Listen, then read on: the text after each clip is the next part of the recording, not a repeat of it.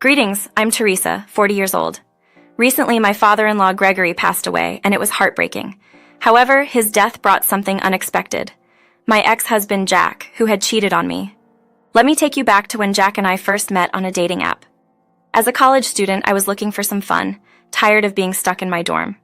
Jack, 2 years older and a working man, and I matched. After a few dates, we decided to go to a bar, ended up drinking a lot, and found ourselves at his place. Third month, I missed a period, and the fear of pregnancy set in. Multiple positive tests later, I told Jack, who surprisingly agreed to help raise the child. Over the next few months, Jack transformed into a caring and gentle man, making me fall in love with him. I proposed, and he said yes without hesitation. When I informed my family, who were always overprotective, they were not happy about the wedding or pregnancy. Despite their scrutiny during Jack's meeting with my family, they did not like him.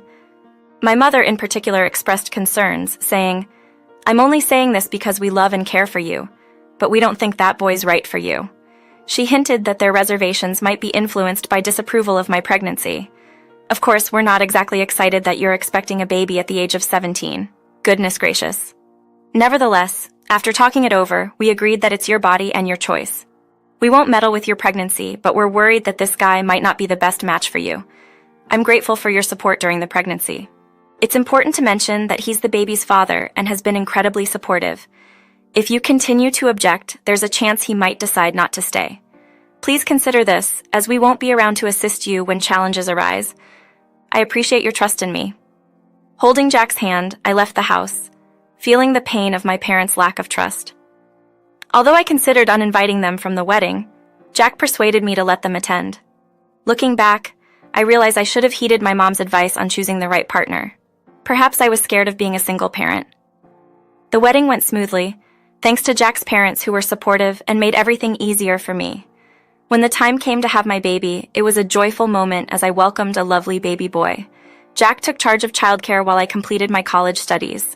He proved to be a fantastic dad, offering support throughout, and even after I graduated, he assisted me in securing a job.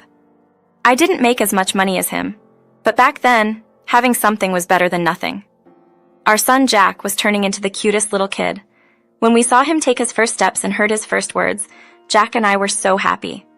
Even with our difficulties, we always talked and cooperated as parents. I felt thankful to share my life with him. 10 years flew by and we stayed a wonderful family. However, one evening after work, I arrived home to discover Jack in bed with another woman. My heart broke into pieces and I couldn't stand to see him. I moved out and stayed at a friend's place, making arrangements for our son to stay elsewhere. The following day, I initiated the divorce process, aiming for custody of our child and financial support. When I handed the divorce papers to Jack, he expressed dissatisfaction, urging for a smoother divorce process. Regardless of the cause of his unfaithfulness, I simply wanted him out of my life. Jack refused to provide child support, saying he never desired our son and wouldn't contribute financially. Despite my hurt, I remained steadfast, insisting that the court would make the decision. It was painful to understand that Jack never had love for me. Going through a decade feeling obligated was a profound source of pain.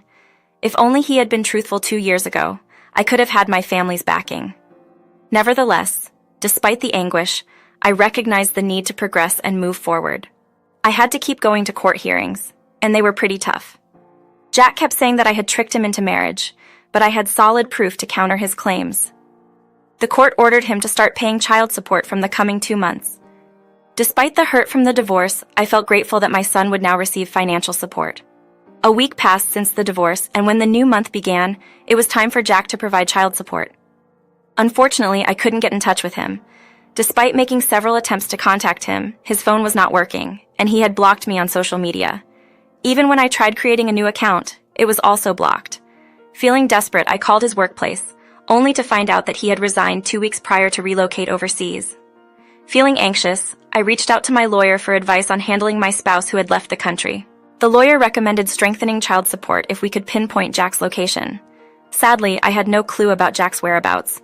The lawyer brought up the idea of seeking help from the government, but it seemed like a lengthy, expensive, and unpredictable process. Not knowing where Jack was, I had to handle the task of bringing up my son with little money. My emergency savings wouldn't hold out for long. I remembered my parents advising me against being with Jack, so turning to them for help was not possible. Asking friends had its constraints, leaving Jack's parents as my only possible help. I used to have a close bond with Jack's parents. Surprisingly, when Jack and I told them about our divorce, they appeared more concerned about my well-being than their own sons. They were quite well off, and I saw them as a dependable pillar of support. I wasn't anticipating a substantial monthly contribution. I just hoped for what Jack was supposed to provide. Even a slightly reduced amount would be enough. Though I hesitated to ask for help right away, I chose to handle things by myself until it became difficult to take care of both my son and myself. It lasted for about 5 months, with me facing challenges to pay all the bills. Towards the end of the month, I could hardly manage to provide food for my son.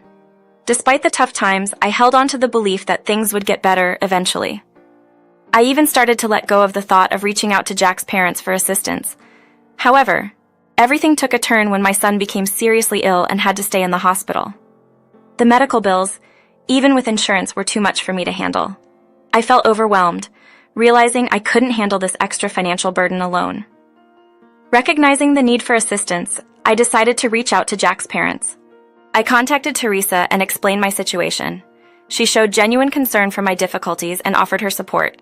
When I disclosed Jack's absence and the reasons behind it, they were surprised and expressed regret for not reaching out sooner. Without hesitation, they invited me to their home and reassured me of their assistance. Thankfully, I accepted their offer, understanding that Alice was eager to help. It was a comfort to know that they were ready to stand by me during this challenging period. I didn't have to request her assistance. She willingly offered it. A sense of relief washed over me, and once my tears settled, I swiftly packed a small suitcase for both my son and myself. We went to Alice and Gregory's house, where Alice welcomed us with friendly hugs at the entrance. Gregory warmly welcomed us, inviting us to join him with enthusiasm. As we gathered for lunch, we chatted casually, ensuring my son felt included and shielded from inappropriate topics. After our meal, my son happily went off to play, leaving the three of us to delve into the happenings of the past 5 months. They shared their frustration over Jack's departure and their disappointment upon discovering his affair. Learning about his abandonment of fatherhood fueled their anger. Additionally, they expressed upset with me for not reaching out earlier, and I admitted my mistake. Gregory was determined to offer more financial help than Jack needed to repay. Yet I hesitated to accept such a significant amount. I appealed to Gregory, sharing my unease. He stood firm, seeing it as a way to repay for the last 5 months and recognizing the difficulties faced by a young single mother. Gregory, there's really no reason for such a large sum of money. Think of it as getting back what you've spent in the last 5 months. Plus, you're a young mom taking care of your child alone. You shouldn't have to give up so much when your child's grandparents have more than plenty to offer. Gregory stood his ground, insisting, "There's no limit when it comes to you both. We only ask for one favor in return. Whatever you require," I guaranteed them. Gregory stressed how essential it is to keep in touch regularly. They requested me to commit that if I ever required assistance, no matter what it was, I should reach out to them. I gladly gave my word, and they comforted me, saying, "We don't want either of you facing difficulties. Thank you for joining us. We're really happy to be more connected with our grandchildren. Things have been going well lately, and I've come to understand the importance of having enough money. Back when I was married to Jack, we faced financial difficulties, barely making ends meet. But now, having more financial stability has enabled me to give my son many chances. Years passed, and my son blossomed into a fantastic individual, forming a strong bond with his grandparents. Every weekend, we cherished family outings, creating lasting memories. Our lives flourished, thanks not only to the unwavering support of Gregory and Alice, but also to my improved job situation. About 5 years after Jack's departure, my son entered the workforce. Regrettably, 5 years after Jack left us, Gregory's health took a hit. He experienced a stroke, but swift medical attention led to his recovery. Determined to organize his affairs, Gregory began updating his will, and I lent a helping hand. A few 3 months after my son celebrated his 16th birthday, a sad event unfolded. Gregory had a heart attack and left us before assistance could reach him. It was a crushing blow, realizing that had we noticed the signs just 5 minutes earlier, he might still be with us. The funeral happened a week later, and we slowly shared the heartbreaking news with Gregory and Alice's extended family. Alice was profoundly impacted, prompting my son and me to handle nearly everything. We gladly took on the responsibility, considering it the least we could do. The funeral was a serious event, attended by a significant number of people. It was consoling to witness the heartfelt expressions of love for Gregory, and seeing Alice smile again after reconnecting with her dear ones was uplifting. While my son and I were mostly unknown to those in attendance, we appreciated the encouragement and affection that enveloped us throughout this challenging period.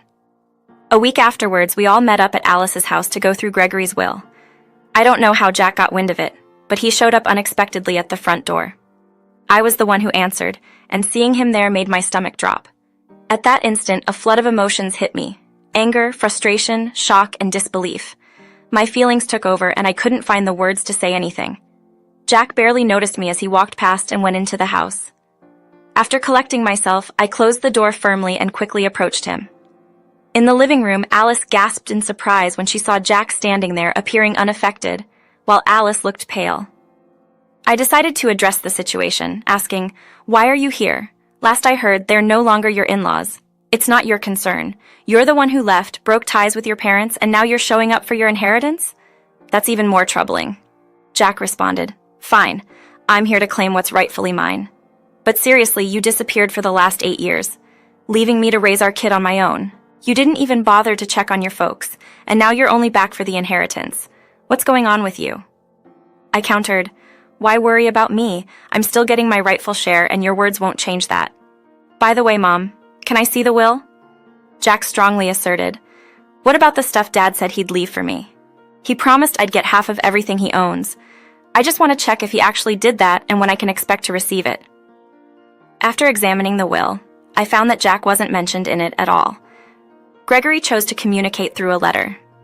Jack's reaction to this information was one of frustration, and I couldn't help but feel a certain level of contentment as I observed his indifferent expression transform into anger. I was well aware of the contents of that letter. I assisted Gregory in crafting a letter that conveyed his feelings of letdown and frustration with Jack. In the message, Gregory shared his dedication to shaping Jack into a more virtuous individual, highlighting the importance of loyalty and accountability. He also detailed the support he provided to me and my son after Jack departed. He explained that he wanted to split his belongings into 3 portions for Jack, Alice, and our son. However, since Jack wasn't there, he planned to allocate Jack's share for us and give the remaining part to a charity supporting single mothers.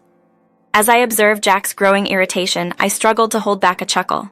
Jack's face turned red, showing his frustration. I found it amusing that he thought he would inherit something from his dad, Gregory. Gregory, a principled man, made sure everyone took responsibility for their actions, and he had dealt with Jack's mistakes appropriately. It felt a bit discouraging to find out that Gregory changed his will because he understood Jack so well, anticipating that Jack would come back only for the inheritance. When Jack came towards me in anger, blaming me for talking to Gregory, I assured him that I hadn't influenced Gregory's choices.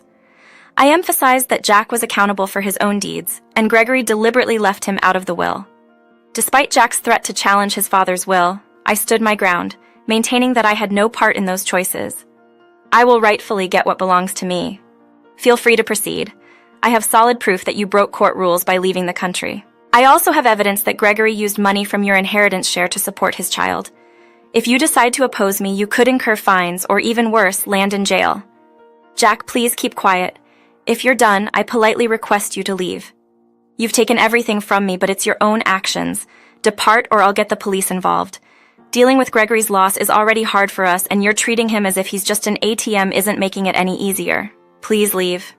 After that, Jack left, shouting offensive words as he walked away. Alice seemed ready to argue with him, but I was able to soothe her. Thankfully, my son wasn't with us today. I don't think he would have handled Jack's behavior as calmly. I'm not sure what happened to Jack after that, and honestly, I'm not concerned. The legacy Gregory left for my son is significant, sufficient to cover his college expenses without relying on loans. I'm grateful for Gregory's forward thinking. After my son starts college, Alice and I are considering a brief getaway, just the 2 of us. We've faced challenges together, and we feel it's time to enjoy a moment of joy. Things are starting to take a positive turn in our lives. Upon learning about Jack's betrayal, I never expected my life to go in this direction. Yet here I am. Keep in mind, even if you try to find ways around things, the outcomes will eventually catch up to you, even if it's after a long time. Be kind, do good for those around you, and you'll experience the joy that life can bring.